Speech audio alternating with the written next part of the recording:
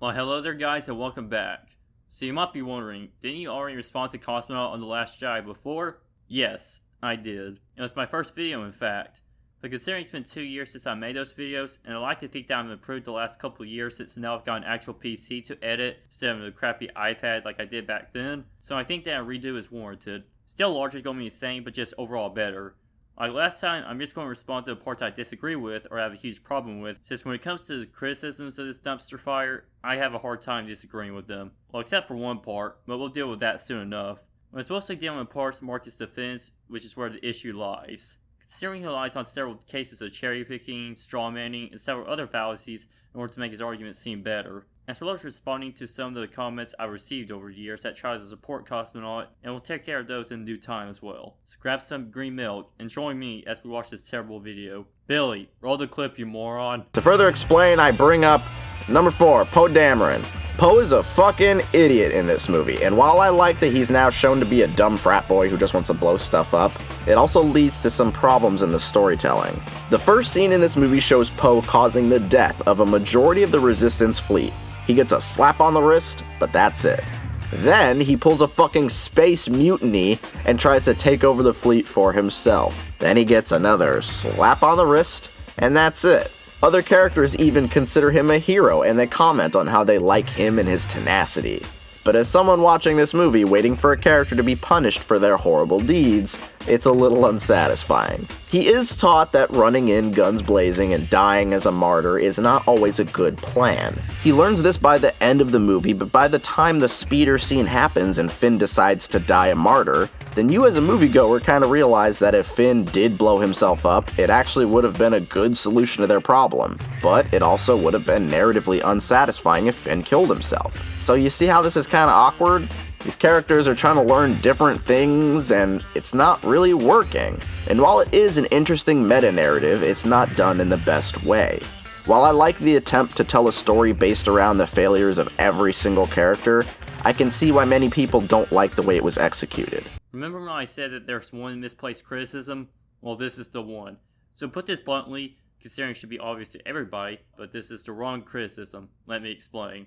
So Poe is not an idiot. In fact, he's the only character that makes any logical decisions in this movie when it's constantly berated for it. Let's go through the movie to show you what I mean. For starters, it's disingenuous to say that he ended up costing the Resistance most of their fleet. All that's lost is just a small handful of fighters and 8 bombers that only have like 3 people in them each. All the capital ships, transports, and the rest of the fighters are still alive, and the loss of the bombers aren't Poe's fault for a multitude of reasons. Let's start with the obvious fact. The bombers are downright retardedly designed. They have hilariously weak armor and shields. The first bomber lost only takes a handful of shots before it dies, and there are 3 destroyed off-screen, so 4 out of the 8 ships are lost due to how brittle they are. And they are only destroyed by TIE fighters too. Let's not forget to mention the most memed part of this sequence, where only 1 fighter crashes into a bomber and it destroys 3 of them.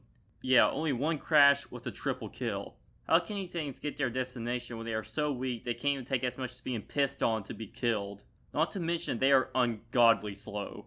The one bomber that manages to get to its target takes over 3 minutes before it manages to get to where it needs to be to drop its payload. So these things are weakly armored, moved at the speed of a snail pushing an 18-wheeler, and are big ass targets that can easily be spotted and hit. That's a terrible combination in of itself, but they had every advantage they possibly could have had.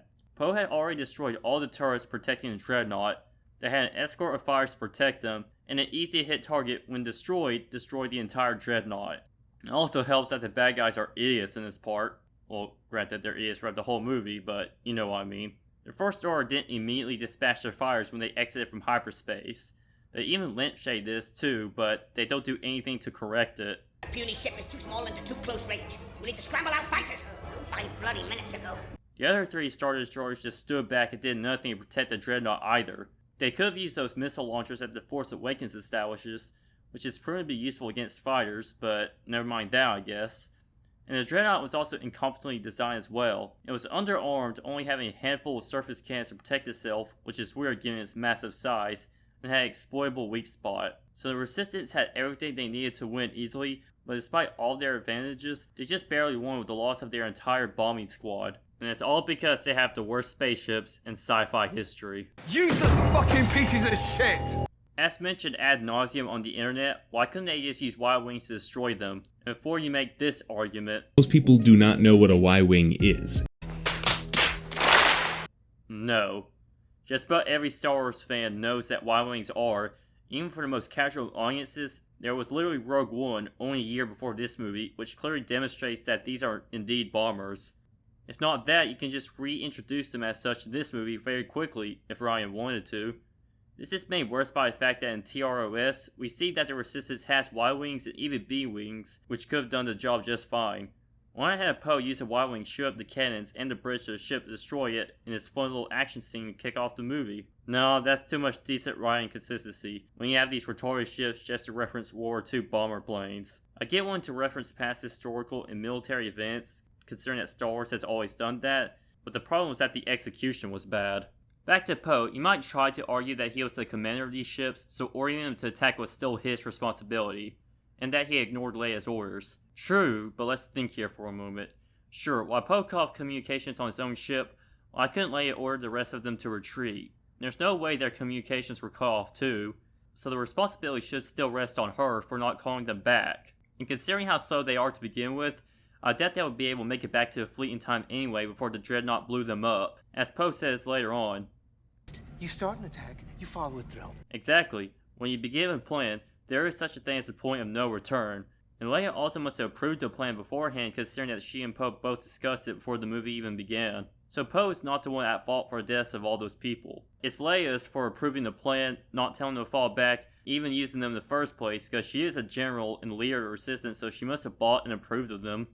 Going further into the movie, Poe actually saved the day because later on, the First Order used their hyperspace tracking technology to catch up with the Resistance. If the Dreadnought wasn't destroyed, that would have meant the loss of the entire fleet, which, last time I checked, included those bombers. So basically, in conclusion, Poe is not in the wrong for taking out the Dreadnought, but for some reason, Leia and Leia Holdo don't recognize this, and they still berate Poe. As for Poe's mutiny, what else was he supposed to do in that situation? Holdo was withholding the plan for the entire movie, and was partially revealed simply being a suicide mission. Poe, like any reasonable soldier, should step up and take charge. The problem is that Poe is not telling anyone about the plan, even when they clearly have no faith in her and believe that they're all going to die. What I find confusing about this is that you yourself even criticize Holdo for doing this. However, we also have the story of Laura Dern's character, and it's kind of annoying. Laura Dern doesn't tell anyone on her crew her plan for their survival. That's pretty stupid. So you admit that it's dumb, but you're still on her side? How? She is very obviously the incompetent one in this situation, so when she's not telling the basic plan of survival to just about everybody, I think that a mutiny was perfectly justified. Poe was just trying to save everybody's lives, and by extension the rest of the galaxy, when once again the movie demonizes him for no good reason. See what I mean? When you actually think about it for more than 2 seconds, you realize that Poe is right, yet the movie agrees with Leia and Holdo when you really shouldn't. And Holdo ends up killing most of the Resistance. She spends so much time just standing there while the transports are getting destroyed until a handful remained when she decides to do something about it. So she ends up causing more deaths than Poe ever did in the movie, but the movie glorifies her sacrifice as the hero of the Resistance, while Poe's the guy who needs to learn a lesson. It's also asked back Star Wars. These people are mad at the following things. Number 1, Luke and how he is portrayed in this movie. People are upset because they think Luke Skywalker is acting out of character. The reason they think this is because they want Luke Skywalker to act like book Luke Skywalker. Luke Skywalker from the old Legends canon was completely different than the one we get in this movie. Luke in the books is overpowered and unstoppable. So when you learn that in this movie Luke tried to kill a youngling, some people aren't gonna take too kindly to that.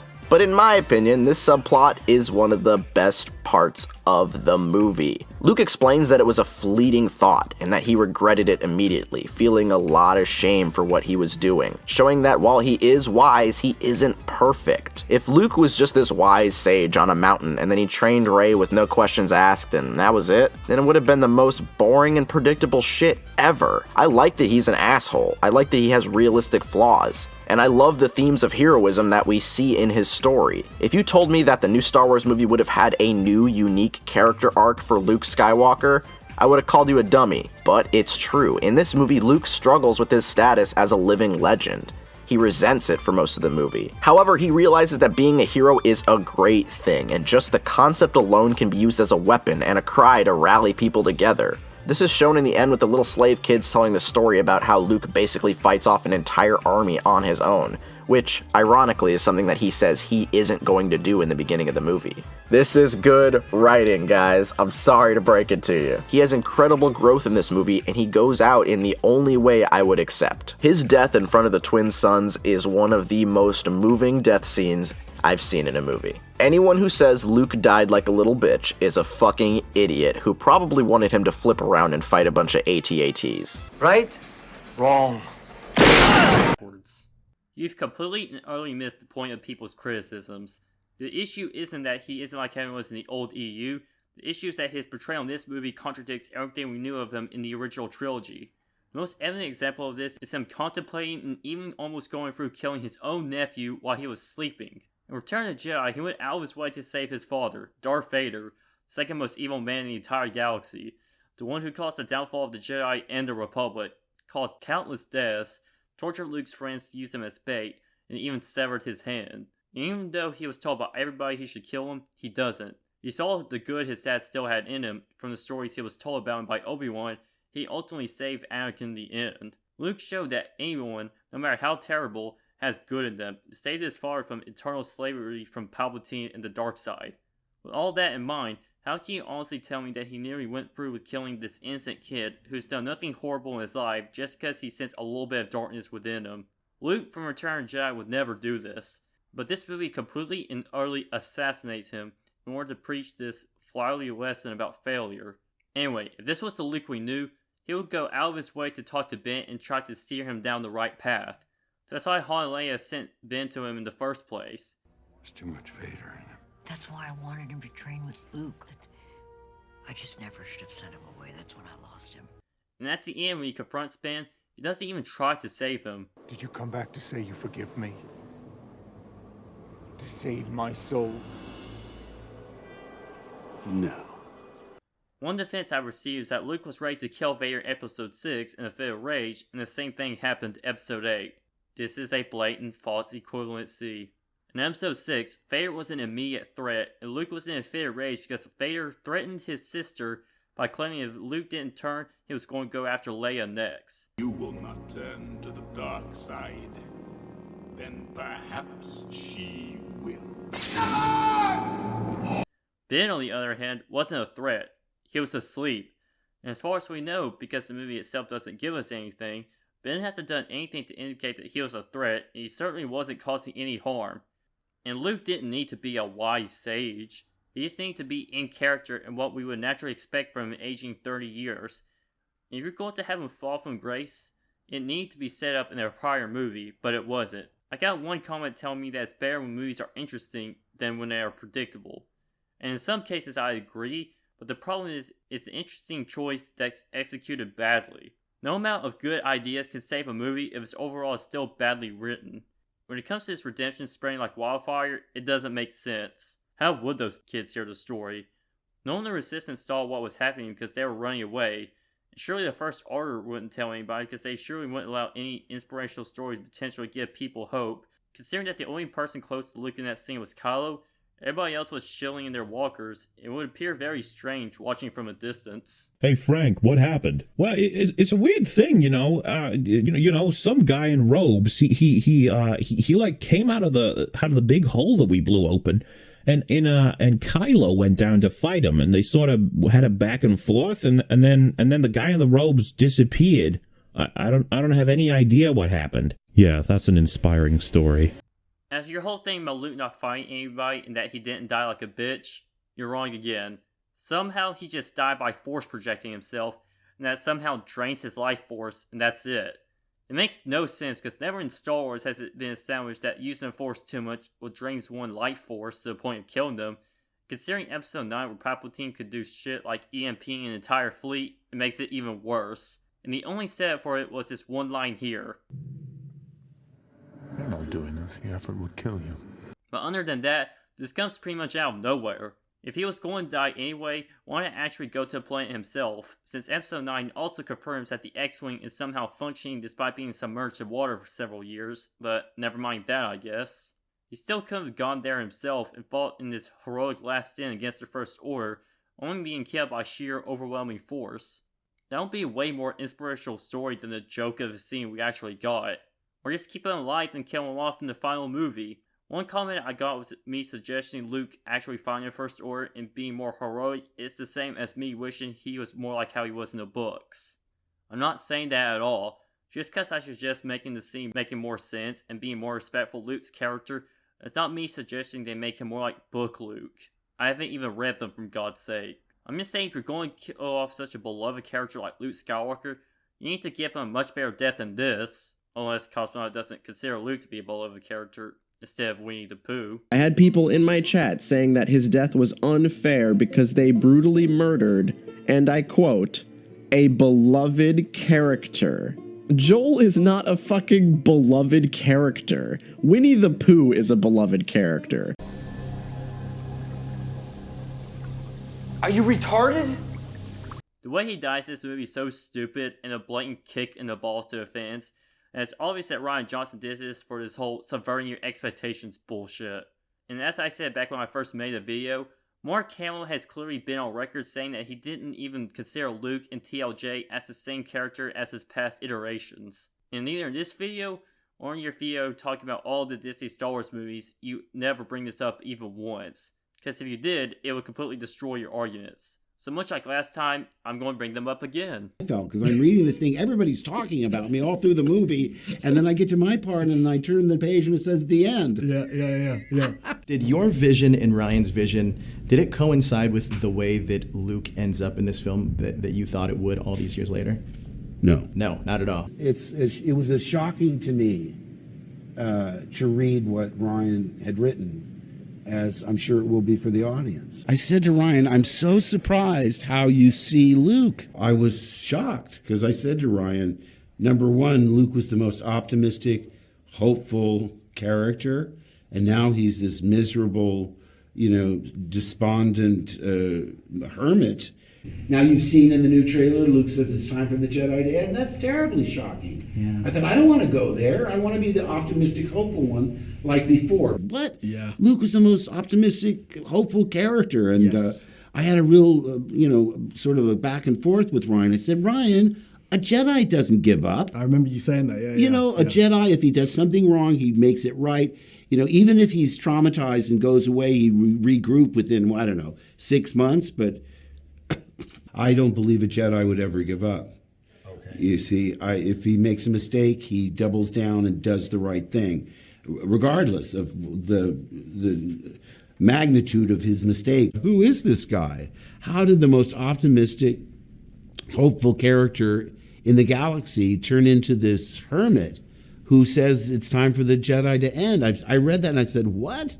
I mean, that's not what a Jedi does. I thought I was a nice, nurturing, in my mind, I was a great uncle to Ben Solo, and I feel tremendous guilt that I wasn't there for him. 2. Snoke and Rey get no explanation. I'm grouping these together because they follow the same idea. People are mad because Snoke just dies and we don't learn anything about him. People are also mad because Rey's parents are nobody special. They're desert hobos who abandoned her. I can't understand the mentality of wanting everybody to be related to somebody super important or to just be someone that you've heard of before. It makes the universe way smaller if Rey is just Obi-Wan's daughter or something. It's also really fucking dumb. It would have been really bad writing. Also, it kind of plays off of your expectations, which is something that this movie does very well. In Star Wars, you expect the I am your father reveal, but you don't get that in this movie. It's okay to have your headcanon and want things to be connected in some greater scope, but I don't understand getting pissed off because of it. It makes more sense narratively to show the story of Kylo Ren and Rey in this way. Kylo Ren's the guy who comes from a family of iconic heroes, but he turns out to be a huge villain. Rey comes from nothing and she turns out to be a great hero. It also works towards making the Force magical like it used to be. The Force can rise up and grow stronger in anybody, regardless of their bloodline. This movie mystifies the Force again, and I think it's been a long time since we've had that. Wow, this age like milk, oh my god. The reason people had an issue with Rey being nobody is that it doesn't explain why she's a Mary Sue. Yes, you're right, you heard me. With no training, she manages to have uncanny understanding of Force, particularly when she mind-tricked the Stormtrooper to let her go free, beating Kylo Ren with no formal training in both the Force or lightsabers, as well as highly trained Praetorian guards, who managed to take on Kylo and he even requires Rey to save him. And no, using a staff is not the same as using a sword. Those are two completely different weapons. The number of talents and skills can take up at least another 15 minutes of this video alone. Anyway, the point is that she is far too powerful for someone with no formal training or experience. But yet she's more impressive than Luke in Return of the Jedi when he's had training, and that was in his final movie of his trilogy. Rey was more impressive in The Force Awakens than what Luke was in Episode 6. Rey being a Mary Sue has been talked about so much on the internet that I think any videos explaining why she's a Mary Sue could cover them far more in depth than what I'm going to discuss here. Back to her heritage, her parents being someone powerful in the Force such as Luke or any other gifted Force user is that it at least gives a little bit of context as to why she's so powerful. While the execution was abysmal in The Rise of Skywalker, at least Palpatine being her grandfather gives us some of that context. About your point on the Force being mystified again, that's a talking point I wish people would shut up about because it's stupid. And Rey coming from nothing actually makes the Force a lot more interesting to me. It's not some genetic royalty situation that only a few families have, and it would be a lot less cool if it was. What the fuck? That's like wrong in 8 different ways. The reason people think this is because all the main Star Wars movies focus on the Skywalkers, one specific family of Force users, where one of them was the literal chosen one and his children.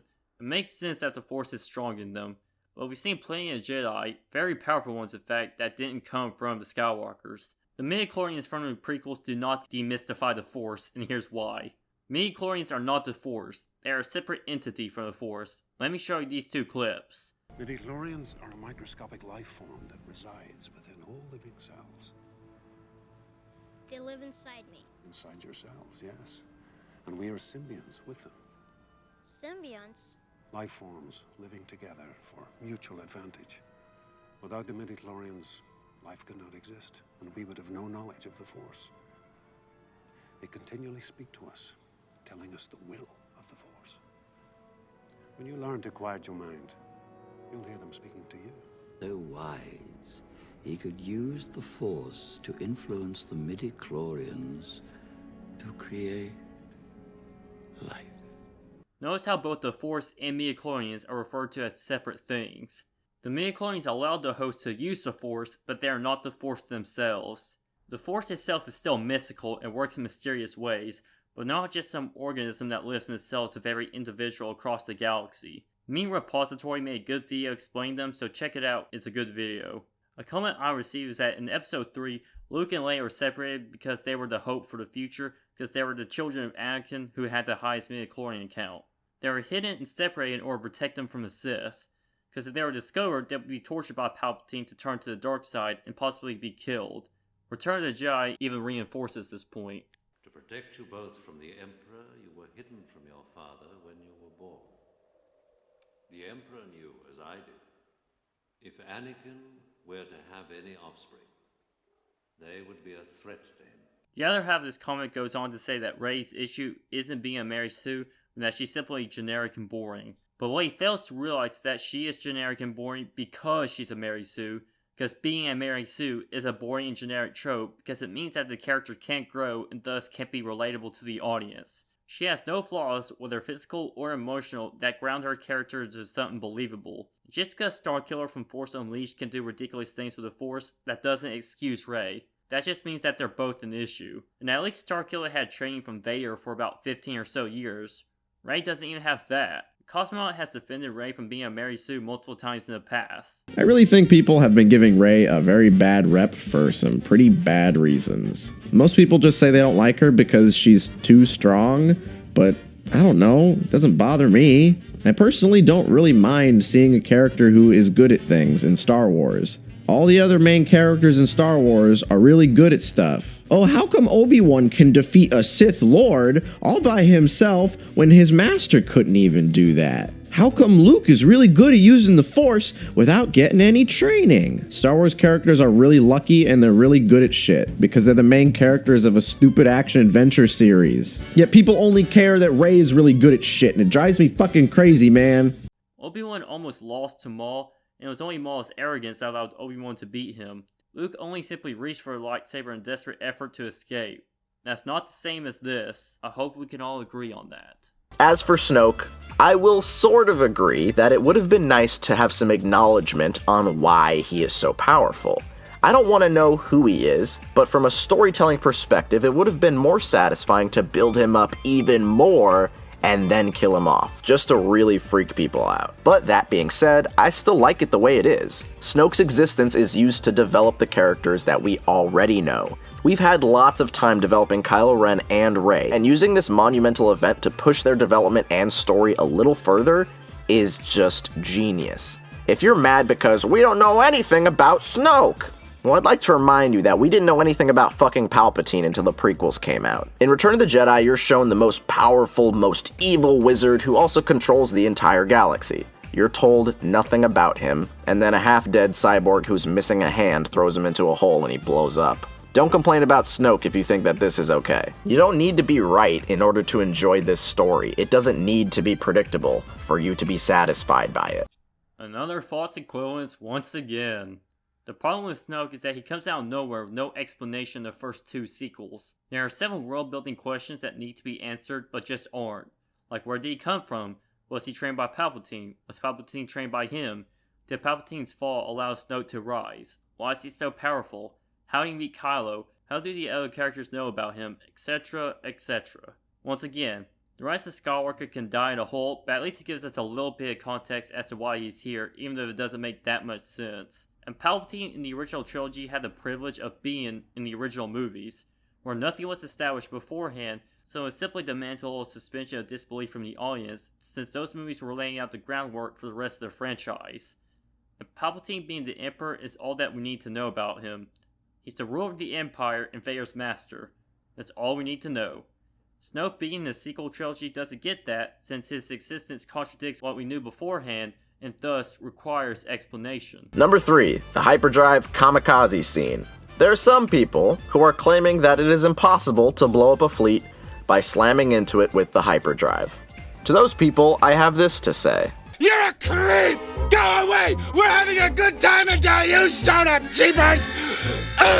No, but all joking aside, shut the fuck up, you goddamn idiots! It's a movie about space wizards! Where have I heard this before? This is a film about space wizards intended for children. Oh, look at that! He's a fool, right? Okay, first of all, what's wrong with critiquing a movie for not following its internal logic that it or any previous movie establishes? With rules, we have no investment because our suspension or disbelief is broken because we don't know what the rules are and thus can't be invested in the story. Plus, it's rich sharing this from you because you've criticized other movies in the past for not following their made-up fantasy facts. Also point out now that you are not allowed to apparate in and out of Hogwarts. You know how I know that? Because she told me! Anyway, knowing where it was. That's not the rules! That's straight up not the rules! You even told me that! So rules apply to Harry Potter and Death Note, but not Star Wars? Keep that same energy. There are no fucking rules. Stop making shit up to be mad about. I'm okay if you complain about the plot holes. Complain about the weird editing, the bad ADR, the wooden acting. That's fine. Oh wait, people don't complain about those things. Those are normal things that are bad and wrong with the movie, but people ignore those in order to talk about shit like this. Analyze a film like a regular person and don't pick apart shit with made-up fantasy facts. Oh, but hey, if you want me to use made-up Star Wars facts, how about in the book Tarkin, where they say that a ship with hyperdrive can blow basically anything up. In the extended universe, they talk about it all the time. Hell, in the first Star Wars movie that ever came out, they literally tell you that it's extremely dangerous to use hyperdrive in the first place. Traveling through hyperspace ain't like dusting crops, boy. Oh boy. One of these days, I'm gonna have a heart attack in a Star Wars video. Just because those other things you point out as problems does not mean that this isn't one as well. In fact, those problems are minuscule compared to this. This scene single-handedly breaks every single space battle in the franchise, because this is a viable tactic from the very beginning. Why have we never seen this used before in the movie? The Rebels could have used this against both Death Stars as well as Starkiller Base. That would have saved a lot of lives and made those battles much easier. You could just simply use a droid or an autopilot so you don't have to sacrifice actual lives. By taking a look at the quote you pulled up, it says, "Why hadn't whoever was behind the attack used the ship as a bomb by referring from hyperspace in closer proximity to the moon?" That's not saying that the ship could just slam into it with a hyperdrive, it's just saying that the ship should have gotten closer to the target and blew itself up with the bomb, taking out the base with it. Those are two separate things. And besides that, this is from external material, not the movie itself. So even if this applies to this scenario, it's still not good because this movie requires material that the vast majority of the audience hasn't read when going to this movie blind. And that's a problem that permeates throughout the entire sequel trilogy. For the New Hope quote, "This is just another false equivalency." That scene is saying if you don't jump into hyperspace correctly, you could just crash into a star, planet, or asteroid, not using it as a military tactic. You need to jump into a hyperspace lane, which is basically highways in space, so you don't crash into something. So there are a lot of things to complain about as far as The Last Jedi is concerned. Some of these points are valid and some are not so valid. Like I said, to the people who honestly don't like the plot holes or the bad writing or any of that stuff, I hear you. Really, I do. This movie is flawed, but I do think it does something special. I'm gonna say something daring, but I honestly believe that every Star Wars movie sucks. I am one of the biggest Star Wars fans, but you gotta admit, this shit's dumb. But it's still awesome. We just make different excuses for the Star Wars movies that we enjoy. I've talked to people who hate The Last Jedi, but then they say they love the prequels. They come up with excuses for why those movies are good. In my video on The Force Awakens, I addressed this issue a bit more, so I'm not going to go into it again, but basically, this is the kind of series where you really need to just accept the dumb stuff and enjoy the stuff that you like. This is one of the worst pieces of media criticism I've ever heard. Just ignore the dumb stuff? Well, you don't even follow your own logic, because why can't you just accept the dumb stuff in the prequels, or even Rebels for that matter? Star Wars media you hate. And really, every Star Wars movie sucks? You say that it's dumb. Is that just because it's sci-fi and fantasy? That's just stupid.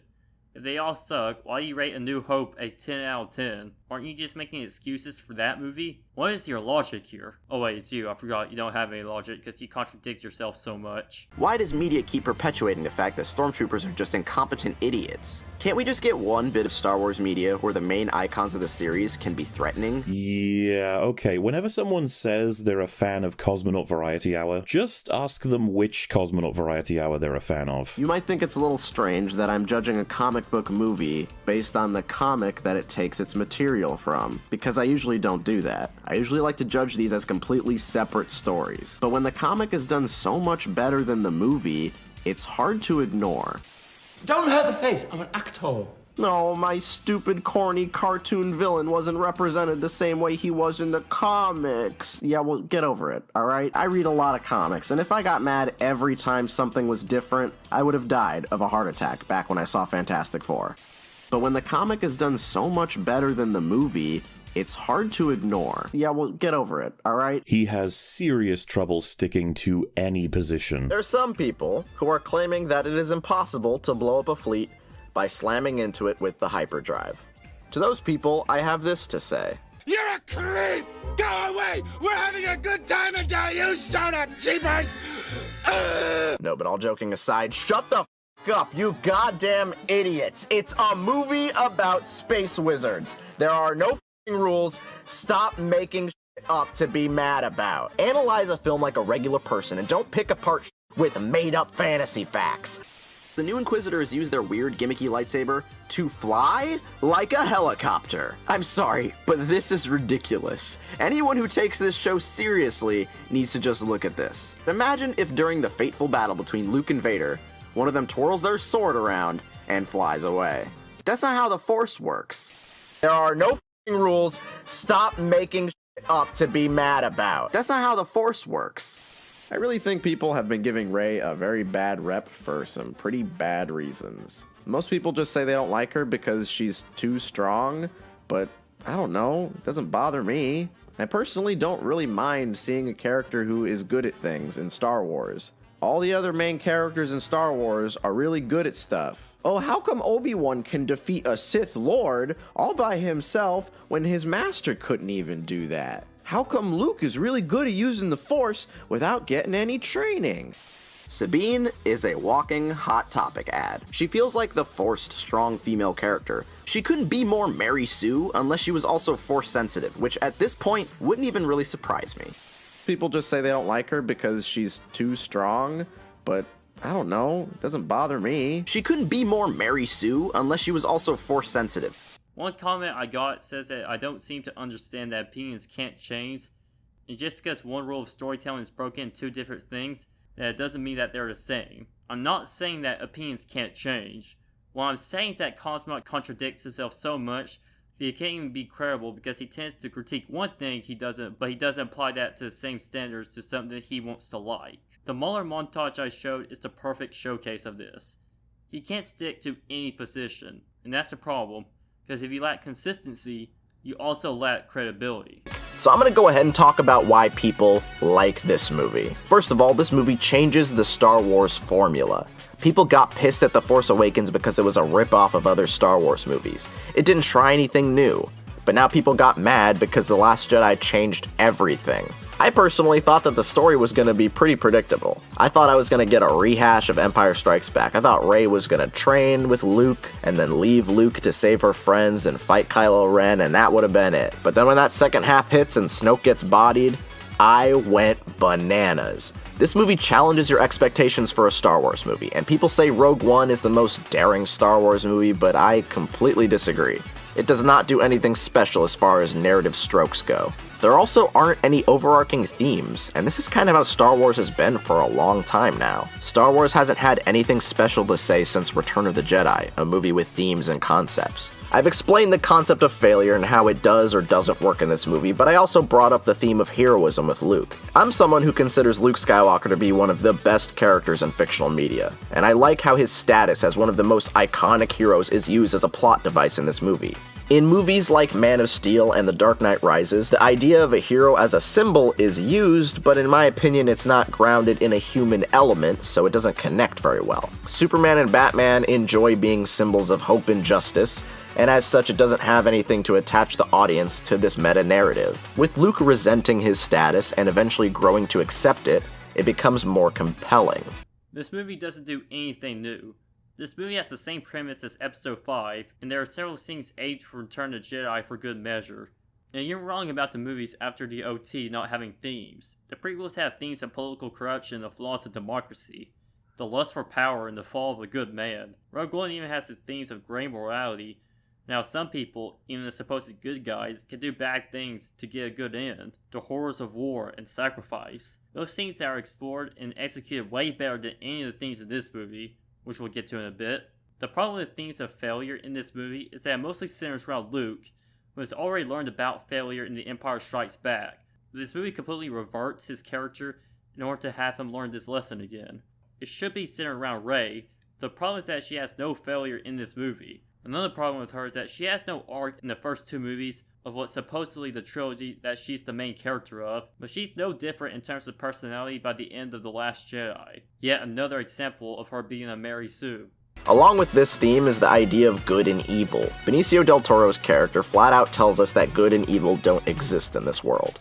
However, Star Wars has famously been about good versus evil, light versus dark, and many people have cited this as a major flaw against the series.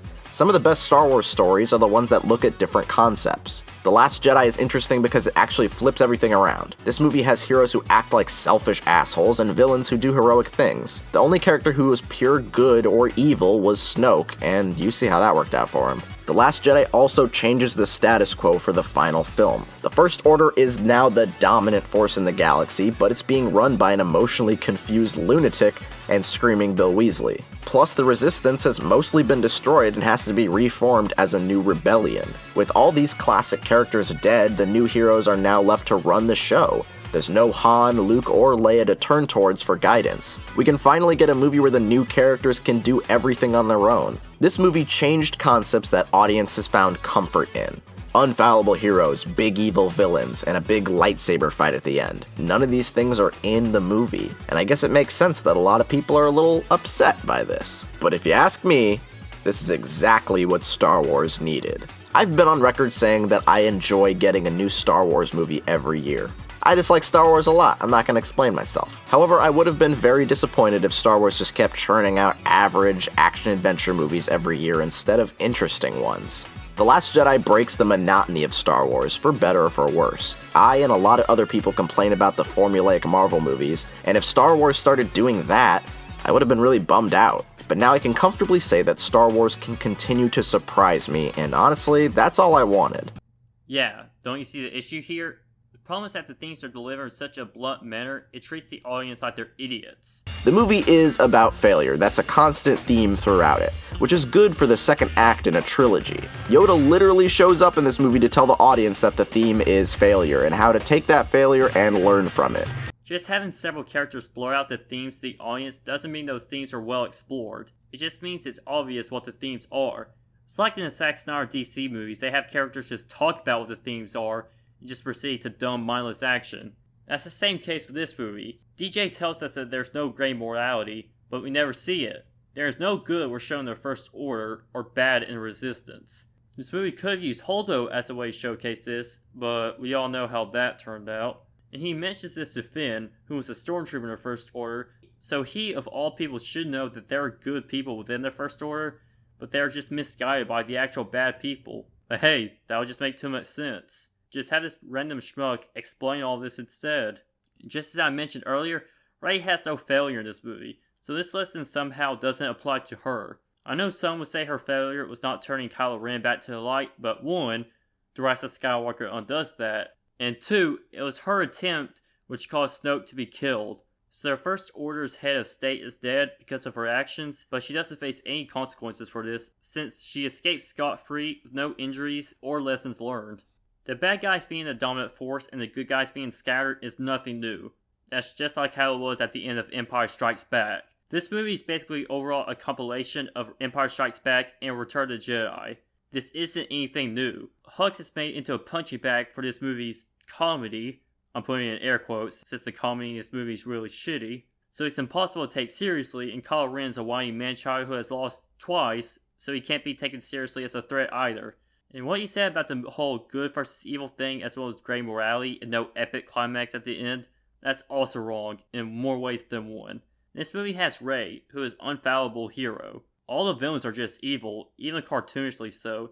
And this movie also has lightsaber battles and a big climax at the end, so this movie ain't breaking any molds of any other blockbuster. If you want an actual piece of Star Wars media that's actually subversive, and has the things you claim makes this movie good, and it actually does them well, play KOTOR 2, man. That game is everything that people who like this dumpster fire of a movie claim. Flawed heroes, villains who have complex motivations that are more than just simply evil, and doesn't have this big dumb epic climax. I'm also confused. I thought you said before that Star Wars should be simple, but other times you claim it should challenge you. Star Wars should be simple. If you want a movie that actually wants to say something and has themes, then you are going to be upset. Personally, I ride the line between these two groups, and I would really like if Star Wars challenged me again and showed me new stuff. Yeah, another contradiction I see. Anyway, that's the remastered version of my original video. If you've seen both of them, I hope you think this one's an improvement. If you haven't seen the original, hope you join this one by itself. I got some big plans coming, especially involving remaking a certain other video series about a popular critic on this platform that criticizes something that's actually pretty good. That'll come in time. Anyway, this is Skids, signing off.